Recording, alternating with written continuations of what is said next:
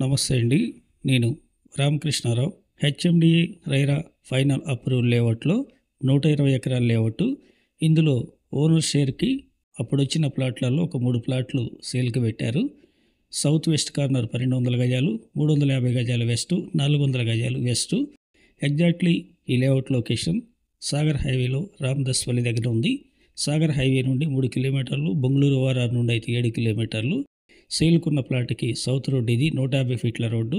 ముందు కనిపిస్తున్న road 30 feet road. 90 సౌత్లో ఉంది, 120 వెస్ట్లో ఉంది. 1200 గజాలు ఇదొక ప్లాటు. ఇదే లేఅవుట్లో 350, 400 గజాలు కూడా ఉన్నాయి.